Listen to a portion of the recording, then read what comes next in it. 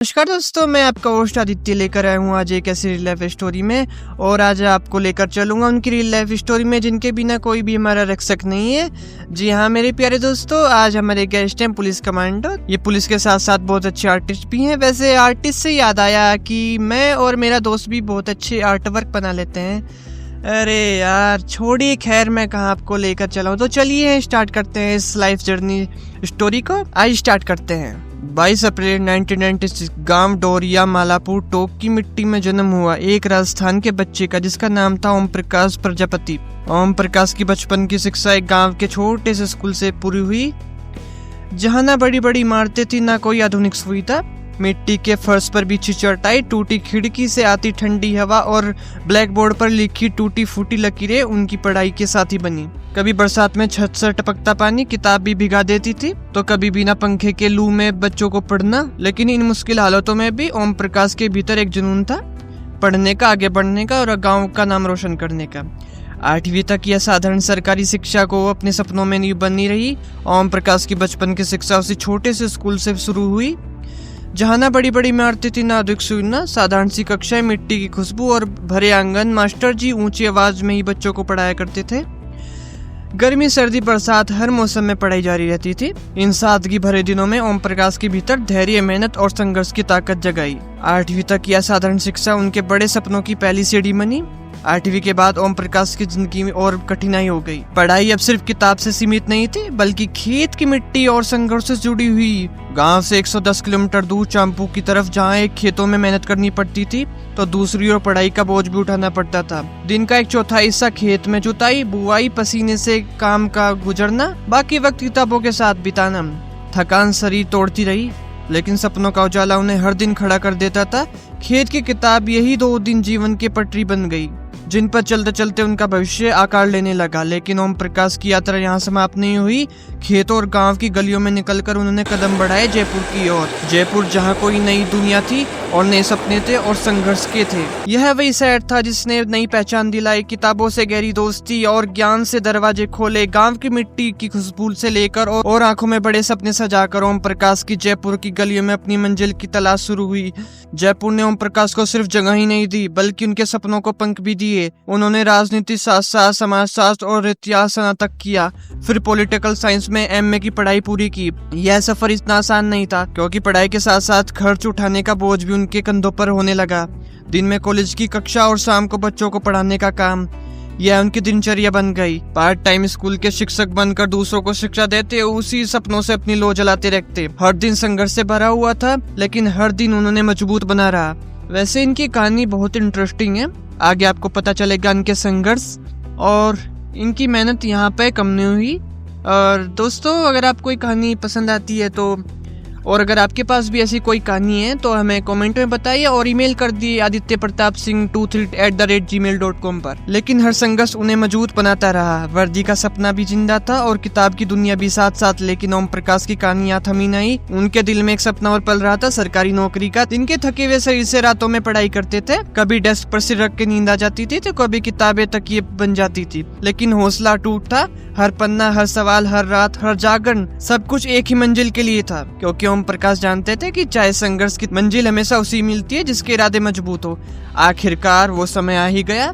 जुलाई 2018 वो दिन आ ही गया जिसका ओम प्रकाश को बेसब्री से इंतजार था और जिसने उनका सपना देखा था। उनकी मेहनत रंग लाई और वे राजस्थान के पुलिस में भर्ती हो गए। कोटा से ट्रेनिंग का सफर शुरू हुआ, जहां पर अनुशासन, पसीना, कठिन अभ्यास से उन्होंने न सिर्फ सिपाही बने, बल्कि जीवन के हर मोड़ में मजबूती और खड़े रहने का सबक भी दिया। वर्दी पहनते ही मानो ओम प्रकाश के कंधे पर गाँव, परिवार और अपने सपनों का पूरा भार भर गया। लेकिन उस भार के साथ एक गर्व भी था कि वो सिर्फ अपने लिए नहीं बल्कि समाज और देश की सेवा भी जी रहे हैं। लेकिन पुलिस की वर्दी पहनने से पहले ओम प्रकाश जिस माहौल में रहते थे, वहाँ कला की कोई कदर नहीं करता था। लोगों के लिए कला सिर्फ एक टाइम पास थी, एक बेकार की चीज जिसका कोई मतलब नहीं। और मैं बात कर रहा हूँ आर्टिस्ट की।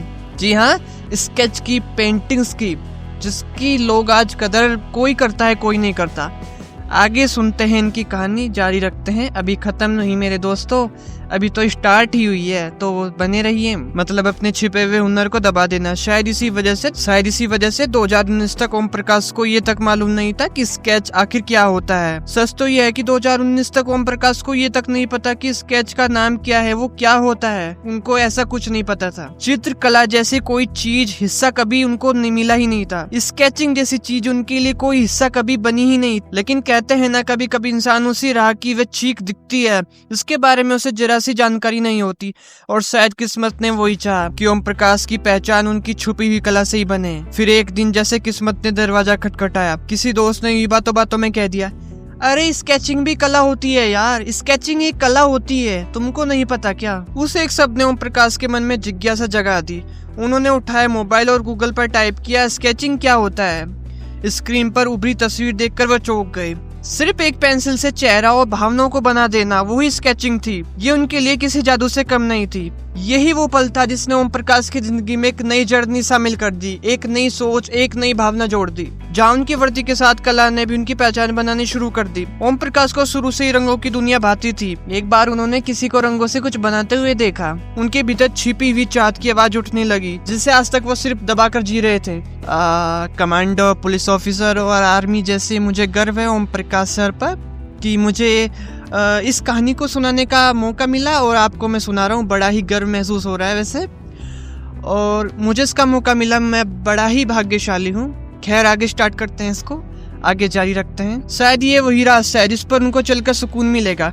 और जब ओम प्रकाश अपनी खुद की एक आर्ट वर्क बना रहे थे, और ठीक उसी वक्त जब ओम प्रकाश कोई आर्ट वर्क बना रहे थे, तो एक बड़े अधिकारी की नजर उन पर पड़ती है, जो एसीपी के साथ आईजीपी आईपीएस राहुल कोटे के थे। आईपीएस अधिकारी ने ओम प्रकाश को देखा और उनकी आंखों में चमक पहचान ली। उन्होंने मुस्कुराते हुए कहा, अरे ड्यूटी करने के बाद थोड़ा वक्त अपनी कला को भी देना चाहिए। तुम्हारे हाथ में हुनर है, तुम एक बेहतरीन आर्टिस्ट, कलाकार बन सकते हो। ये सब किसी आदेश से कम नहीं बल्कि आशीर्वाद से कम नहीं था। और इन्हीं शब्दों से ओम प्रकाश का जीवन एक दिशा में बदल गया। आईपीएस राहुल कोटेक के वो शब्द ओम प्रकाश के दिल में उतर गए, जैसे किसी बुझती लौ पर तेल डाल दिया हो। उन्होंने कहा, अरे ओम प्रकाश, ड्यूटी करने के बाद अगर थोड़ा वक्त मिले तो अभ्यास करना मत छोड़ना। तुम्हारे भीतर जो हुनर है वह एक दिन बेहतरीन कलाकार बनोगे। वर्दी पहनने वाला जवान और दिल में बसाने वाला कलाकार, और दो पहचान ओम प्रकाश की जिंदगी का हिस्सा बन गए। और वहीं से शुरू हुआ असली सफर। पुलिस की ड्यूटी के बाद कागजों और रंगों के साथ साथ रातों की लंबी साधना, और तभी जैसे किस्मत ने एक साथी भेजा। उन्होंने कहा, अरे ओम प्रकाश, मैं तुम्हें हर कदम सपोर्ट करूंगा, बस तुम प्रैक्टिस करते रहना। ये विश्वास, यह साथ ओम प्रकाश के लिए मानो नई ऊर्जा लेकर आया। 2019 में उन्होंने कला की दुनिया में कदम रखा। धीरे धीरे कागज की साधना से लेकर के wall painting, acrylic painting, art, sketch, canvas, हर कला को उन्होंने सीखा, जिया और अपनाया। वर्दी और कला दो अलग दिशाएं, लेकिन ओम प्रकाश ने इन्हें एक साथ निभाया। ड्यूटी पूरी करने के बाद जब भी वक्त मिलता है, वे पेंसिल और ब्रश के साथ बैठ जाते हैं। दिन रात, हर खाली पल कला उनकी साथी बन गई। कभी कभी थकान, कभी निराशा आई, लेकिन ओम प्रकाश ने कभी नहीं छोड़ा, न ही थके। उन्हें सपोर्ट मिला सोशल मीडिया से, विभाग से या अपने साथियों से। आज वे सिर्फ पुलिस कमांडो नहीं बल्कि एक उभरते हुए कलाकार भी हैं, एक आर्टिस्ट भी हैं। उनका सपना है कि एक दिन डिपार्टमेंट के लिए स्केच आर्टिस्ट का काम करें, कि गवाहों के बताए हुए हुल्ले को कागज पर उतारे और अपराधियों को पकड़ने में उनका योगदान भी हो। ओम प्रकाश का मानना है, काम करने के लिए कभी भी बहाने की जरूरत नहीं होती। जो नहीं करना चाहता उसके पास 1000 बहाने होते हैं, लेकिन जो मेहनत करता है उसे एक दिन पहचान जरूर मिलती है। और जैसे ओम प्रकाश को मिली है, उनका संदेश आप है, ड्यूटी पूरी करो और फिर अपने हुनर पर काम करो। लगातार प्रयास से एक दिन तुम्हें पहचान देगा जिसके तुम पूरे। और सबसे जरूरी है कि नेगेटिविटी लोगों से दूर रहे। खैर, ये बात तो नेगेटिविटी लोगों के लिए है। बाकी अगर आपको बताऊं, नेगेटिविटी लोग तो मेरे पास भी बहुत है, लेकिन मैं ज़्यादा ध्यान नहीं देता। और अगर ध्यान देने लगा तो सर जी, मैं आप लोगों के लिए ऐसी ऐसी कहानी नहीं बना पाऊंगा। और नेगेटिविटी आपके लिए भी, अगर आपके पास कोई ऐसा बंदा है या बंदी है, कोई भी है, आपको ज़्यादा ही नेगेटिव फोर्स ये सब करता है, तो भैया इन चीज़ से दूर हो जाओ। इनमें कुछ नहीं रखा है। अपनी लाइफ में आगे बढ़ो, कामयाब हो, अपने फैमिली के लिए, अपने फ्रेंड्स के लिए अपना नाम रोशन करो। और ओम प्रकाश सर, मैं आदित्य प्रताप सिंह। कहानी वास्तव में आपकी बहुत ही प्रेरणादायक थी और मुझे सुनकर बहुत ही मुझे गर्व हो रहा है एक पुलिस ऑफिसर कमांडो की। वैसे मैं बचपन से ही और मुझे कभी भी टाइम मिलता है तो मैं सर्च करता हूँ यूट्यूब वगैरह पे कमांडो। तो मुझे ही बड़ा शौक था कि कभी मैं किसी कमांडो से बात करूँ, ऐसा करूँ। तो सर मुझे आपके ऊपर मैं वीडियो बना रहा हूँ तो मुझे बड़ा ही गर्व महसूस हो रहा है कि मैंने आपके ऊपर वीडियो बनाई। और आपकी जो ये जर्नी है बहुत ही मतलब इंस्पिरेशन की है, मोटिवेशनल की है। आपने कहाँ से उठे कहाँ तक गए, इसके लिए बहुत ही आपको मतलब सल्यूट है इस चीज़ का। और आप हमारी दिन रात सेवा में लगे रहते हैं। साथ ही आप एक अच्छे आर्टिस्ट भी हैं। तो अगर आपको पसंद आती है सर ये वीडियो, ओम प्रकाश सर आपको पसंद आती है, तो आप प्लीज़ कमेंट में हमें बताएं, अपनी राय बताएं कि आपको वीडियो कैसी लगी। अपनी स्टोरी पर शेयर कर सकते हैं अगर आपको अच्छा लगे तो, ऐसा कोई नहीं। सिर्फ अगर आपको अच्छा लगता है तो ऐसे बोल रहा हूँ मैं। तो दोस्तों, अगर आपके पास भी कोई ऐसा इंसान है जो अपनी जिंदगी में कुछ अलग कर रहे हैं, कुछ ऐसा सुनाने की जो दुनिया में पहुंचाने लायक है, तो हमें मेल ना करना भूले adityaprtapsingh232@gmail.com पर, या फिर नीचे कमेंट कर अपनी राय कहानी में हमें बता सकते हैं। आपकी कहानी हम दर्शकों तक पहुंचाएंगे। हाँ दोस्तों, अगर आपको कहानी पसंद आती है तो आप इस कहानी को स्पॉटिफाई पर भी सुन सकते हैं। स्पॉटिफाई पर भी हमको फॉलो करना ना भूलें, जिसका लिंक हमने डिस्क्रिप्शन में डाल दिया है। मैं आपका होस्ट आदित्य प्रताप सिंह। मिलते हैं अगली कहानी में, तब तक दीजिए इजाजत। नमस्कार। और बताइए सर कैसी लगी कहानी।